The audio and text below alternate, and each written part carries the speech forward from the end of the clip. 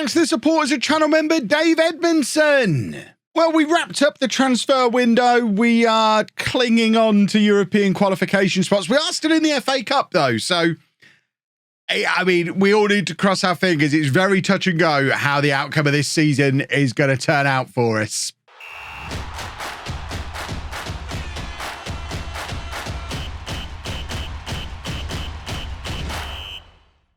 Hello and welcome to Club 2, part 27 of Non-League to Legend. I'm Kevin. Coming up on today's episode, we have a Premier League game.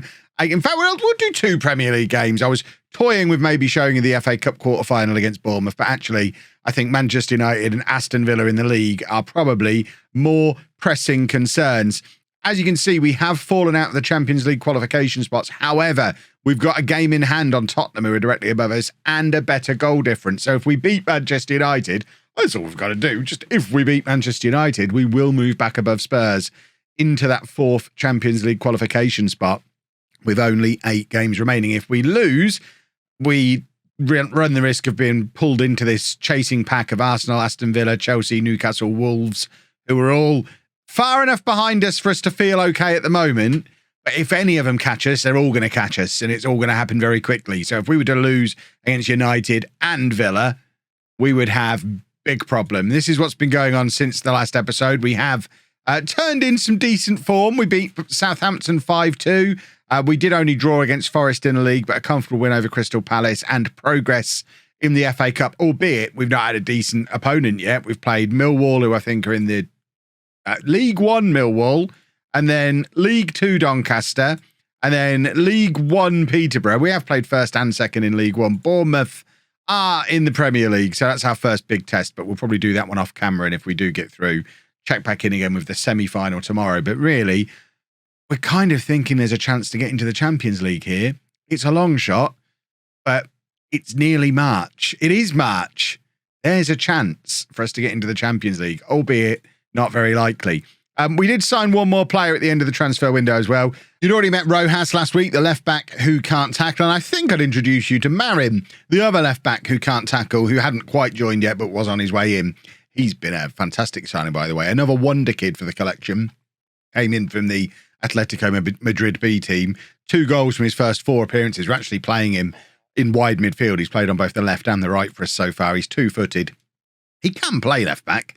I just don't anticipate him playing there very often. And then we signed this guy on deadline day, Andre Santos from Monaco, a 24-year-old Brazilian former under-20 international, just as an extra body in midfield, really. We let Carrasco go out on loan earlier in the window.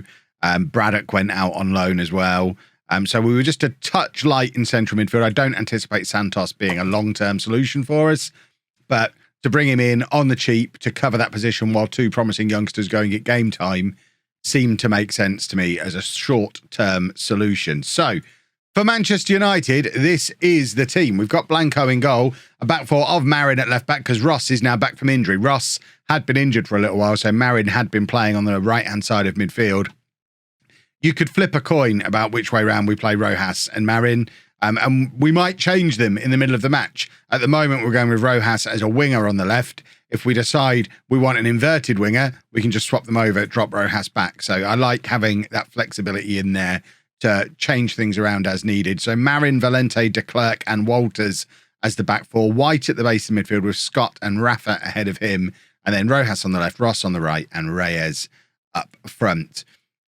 A win here and we really are in a chance, in with an opportunity for the Champions League. Anything other than a win here, and the mission switches slightly and just becomes all about not letting this chasing group catch us so that we can get into the Europa League. We've promised De Klerk that we're going to qualify for Europe by the end of next season, or else he's going to ask to leave again. So qualifying for Europe, I think if we qualify for Europe this year, that should just calm him down. We should be able to get him a nice new long contract, another one, and then not worry about him leaving for a little while, because he is just continuing to develop into an absolute superstar. Belgium's best centre-back, which is, I mean, Belgium have got quite the history of having half-decent centre-backs. So to have Belgium's best centre-back at Preston and him still be in his early 20s, these are very much positive things. But it has been all Manchester United so far in this one. Ross finds himself with the ball in a position he probably doesn't want it, but Harvey White, ever composed, ends up getting things back under control. And now Ross turns, plays it forward to Reyes. He wasn't really far enough forward to play his trademark super duper through ball, but Reyes is running at the defence here, and Rojas has burst past his man. And I mean, both of these two new left-sided players are that quick. I really like them both. Harvey White is going to take the corner. I think he's going to be looking at this near post where de Klerk is lurking. De Lurk, if you will. And his header is straight at the goalkeeper. And it looks like we're lining up for another near post corner. It's going to be White again, looking to hit that near post again, where we've got de Klerk and Valente amongst others. And this time de Klerk gets onto it again, but much poorer contact. And it loops up over the crossbar and the threat is over. But I mean, that's that first 10 minutes of the match has been a pretty fair representation of how our season's gone. Under the cosh a lot of the time, sometimes get away with it, sometimes don't. And then we go up the other end and hit our opponents with a set piece. But again, it didn't really work out for us with the set piece either on that occasion. That was a phenomenal effort from range that we are quite fortunate that that's not crossed the line. And Manchester United do seem to be knocking on the door at the moment and trying to get a breakthrough, which I'm not best pleased about. At 0-0 though, 26 minutes on the clock. Spurs playing right now as well. I thought they're 1-0 up over Villa, which I guess is interesting in terms of Europa League qualification, because Villa are one of the teams chasing us. But I'd kind of hoped if we beat United, we go back above Spurs, but we'll actually still be 3 points behind them with a game in hand. And that is with that big if we beat Manchester United, and we're not showing any particular signs of doing that so far. Marin now plays it across to Valente, and he gives it to Scott, the former Manchester United player, who in turn finds Ross, who is a little bit further forward this time to be able to play his super-duper through ball. And Reyes really testing the goalkeeper. We've won another corner right on the stroke of half-time. We've lined up for the far post this time. There's our big boys. White needs to hit it a bit further. He has. It's Valente who goes for it, but can't get a proper contact, and United get it clear. And I imagine that's probably going to be the last action before half-time. I think what I might do for the second half, because I completely forgot to do it in the first half, I might just swap these two over. Not just because Marin is on a yellow card, although now I've seen it, it makes more sense to play him further forward, but just to see if Marin has any more joy getting that breakthrough. Rojas, probably the better crosser of the two, might be more effective from deep, and he's not on a yellow card, which is always handy when you've got a player, I was going to say like Anthony running at you, but Anthony seems to have disappeared. In fact, he's been taken off so they can bring on Asprilla. But 0-0, still an hour gone. If we can get a set piece, there's always the chance that we can nick a goal here and reinsert ourselves back in the chase for a Champions League qualification spot. I mean, they're so composed and it's so terrifying because that could happen at any moment, but Valente does well to win the ball back. And now between Blanco and de Klerk, someone just needs to put their boot through it. No one wants to take the responsibility for giving the ball away. Scott does, in fact, clear it forward to Ross, who comes away with the ball. It's beautiful from us, really. We are so comfortable on the ball that even after the mistake that led to Man United getting the ball, we won it back immediately and still didn't panic and lump it clear. We're continuing to pass it around amongst our back four. I love it and hate it in equal measure. It's how I want to see us play, but I hate it when it goes wrong because then you lot laugh at me in the comments section. But I do like having a bunch of confident young boys who are willing to do it. Reyes has got their head of the keeper, but he couldn't keep the shot down. Oh, that was a big chance. Reyes has had several big chances. Like we've talked all along with Reyes that he needs like 3 or 4 chances to grab a goal. He has got a good goal return for us this season, but he just doesn't seem to be quite getting enough chances today. Marin has now picked up an injury and a yellow card, so I think we're going to take him off. Antas can come on that left-hand side, and Rafa can come off for Sartori, who can play out of central midfield. And then for our final change, I think we bring on Oscar for Rojas and just have a proper fullback on. A proper fullback for the last 20 minutes, because, you know, we should probably play a proper fullback occasionally. I like the fact we've got so much flexibility. We're starting to develop a bunch of players who can all play in lots of positions, like Sartori, Antas.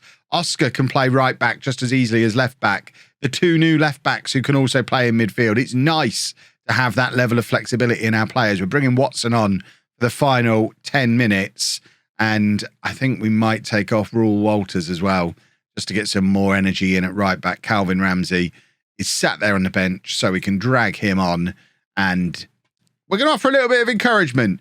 Have we got a late goal in this? Ramsey can hit a beautiful corner. If we can win one, he is a lovely set-piece deliverer. Ross playing it over the top to Watson. I thought he was going to try and release Ramsey for the cross. Sartori wins it back, though. Antas Watson, and it's over again. We've had so many chances today.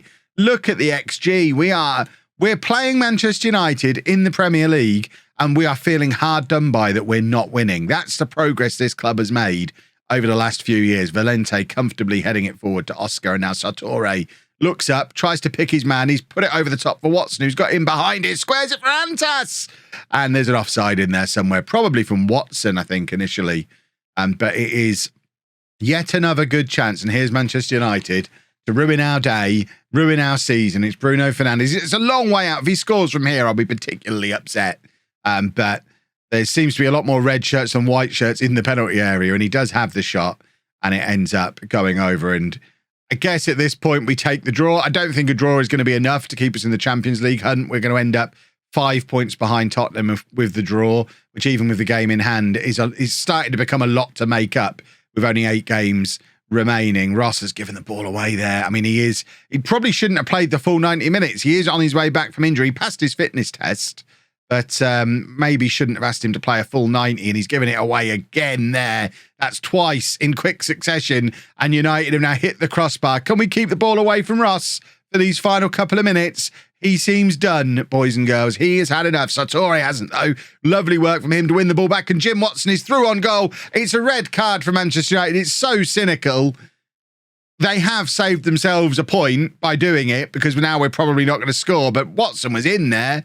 And that was one of the more cynical fouls that I've ever seen. I can't believe it was only a second yellow. That was a straight red if ever I saw one. And now we've got 1 minute left. It's United with the free kick. Valente's been very good in the air today, winning again against the man. He's just dominated all afternoon. And now Oscar plays it forward to Sartori, who has looked lively since coming on. Watson has got him behind again. They are struggling to cope with Jim Watson and his running at the moment. Maybe we should have brought him on a little earlier, because he is causing lots of problems. And there's the ball over the top again, this time looking for Antas. Watson's in the middle. If we can find him, there's Watson. Oh, where is the finish?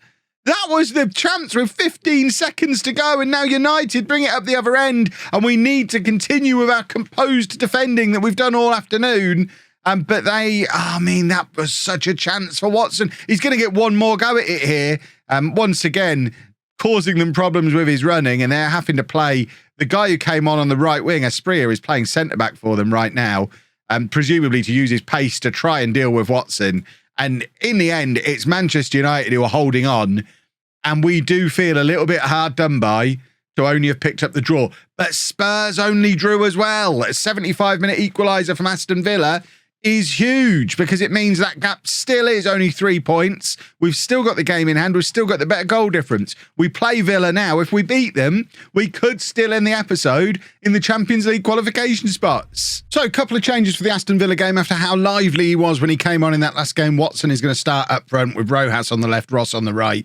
We're also bringing Juan back in at the base of the midfield to allow White to push a little bit further forward. Oscar's going to come in at left back. Marin's now injured for the next couple of weeks, so Oscar is going to get the chance to re-establish himself at right back. Ramsey comes back in. Sorry, at left back. Ramsey comes back in at right back, and Frangolo comes back in to partner de Klerk at centre back. We could do with a win here, please. A win here would be super duper. It's going to be a tough one. Villa are a decent side who are very much breathing down our necks, and will be eyeing the opportunity to close a gap on us, just as we're looking to close that gap on Tottenham. A win here for Villa, and I mean, Kev Maths is going to struggle a little bit. It puts them like 4 points behind us with 7 games to go, which, I mean, they're chasing, trying to get into the Europa League. I don't think there's much chance of Villa or Chelsea or even Arsenal making it into the Champions League spots. It's probably any 4 from the top 5 looking at the Champions League, but Villa will certainly be looking at Europa League. And I'm not even sure if fifth place might be enough for the Champions League, with the way the Champions League works with this new big league system thing that's all very weird, and some, depending on how the coefficients have gone, 5th place might be enough. We might be cruising towards the Champions League as is, but I'd rather finish top 4 and have it nailed on. That'd be nice. Rojas wins it back on the left-hand side. He's got options inside of him if he wants to use them. He's really taken his time, gone wide, and didn't really seem to know what to do with it, which was a little bit alarming. Let's give him another go. This time slides it across to Watson, who his movement and his pace is so dangerous, but goodness me, his finishing leaves a little to be desired, and we saw it again there as he screws it across goal rather than just finishing it. Sometimes it looks easier for him to score. Right, Rafa from midfield plays it forward to Ross, who finds Ramsey on the overlap. He's got Watson ahead of him. He finds Watson, and this time he applies the finish. Referee has got his finger in his ear, so we need to be a little bit wary that we might be about to get upset. But it looked onside to me. Come on, ref. You know what to do here. Come on. Just before half-time, Aston Villa 0, Preston 1. That could be a huge goal for us. Good work from Ramsey on the right-hand side. Very good finish from Watson after picking on him a little bit earlier on in the match. And 1-0 at half-time would go down really rather nicely. Assuming that is what's going to happen. There you go. No more highlights. Lovely stuff. Right, just keep doing what you're doing, gentlemen. Just hold on from here. As you can see, because Tottenham aren't playing, this is our game in hand. So the scoreline as is does put us back above Tottenham into 4th place with a better goal difference, albeit level on points with them, but only 7 games remaining. I haven't looked at who our remaining fixtures are after this. I don't know how realistic it is. But at this point, you've got to start believing that we could actually do it. We could qualify for the Champions League with Preston, which would be bonkers. Right, Juan playing it across to Rafa. Rafa to Ross. Ross, one of his beauties, playing it into Rojas, who couldn't... I mean, he looks absolutely full of indecision every time he gets into the penalty area. Maybe his future is at left back, because from deep, he plays some lovely crosses and he's dangerous with his forward runs, but he's got into good positions in attack a couple of times today and didn't seem to know what to do. There you go, look. Comes back and helps Oscar out. Looks lovely. Maybe he's a left back. Oh, there's so much I still don't know about this wonderful team that we've put together. De Klerk chasing back to try and clean up the mess after he doesn't get on the end of a free kick. And now Juan to White, and White back to Juan again. We're just letting everyone readjust their positions. Then Juan tries to play it over the top looking for Ross, but Ross was never... I mean, wasn't given the opportunity to win it. It was kind of put up in the air for him to head. He's a big boy, but he'd rather have had that over the top so he could then slide it into the path of Watson. And it was the wrong pass, really. And now Villa are on the attack. Can we just... Oh, my word, Frank Olo's got himself sent off. This is a long way from ideal. I mean, it's a really long way from ideal. We're going to take off Juan, I think. Are we going to take off Juan? I don't really want to sacrifice any of the width, but I don't really want to play a midfield too. I hate going down to 10 men. It's my least favourite thing. Valente's going to come on, and I think we'll move White back to play as a playmaker. We'll drop back to a positive mentality. We don't want to go any more negative than that, because it just seems to cause problems going back to balanced or further back than that, because...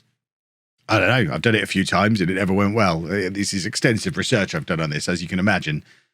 And from the resultant free kick, they immediately equalise. Remember before when we were talking about how there's the possibility that we could qualify for the Champions League? I feel like it died with that red card and the subsequent goal from the free kick. Do we have to see a replay of it?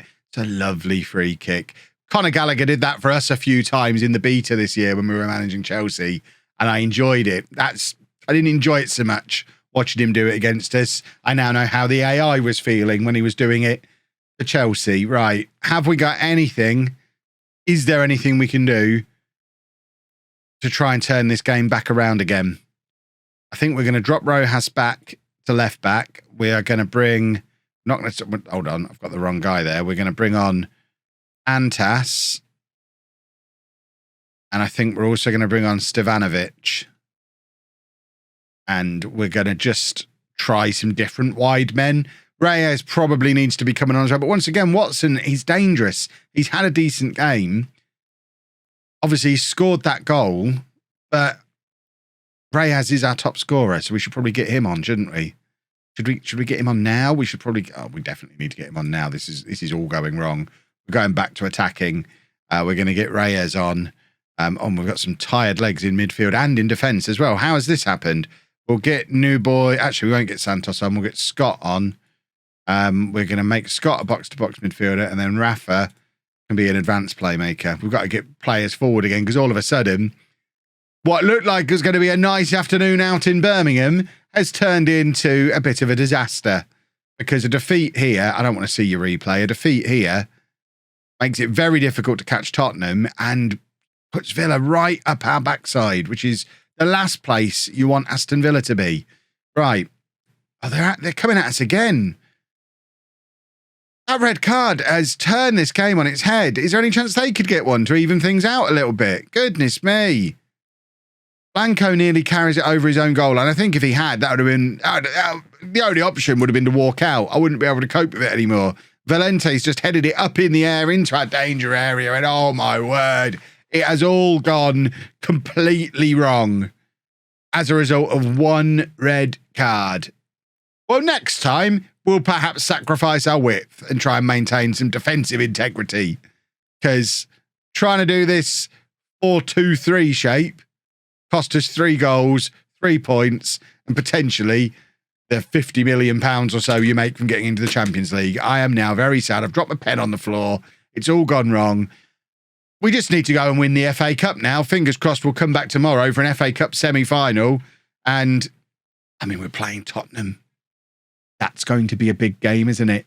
If you've enjoyed that, please make sure you leave a nice big thumbs up on there for me. Subscribe to the channel for daily Football Manager videos. And thank you very much for watching.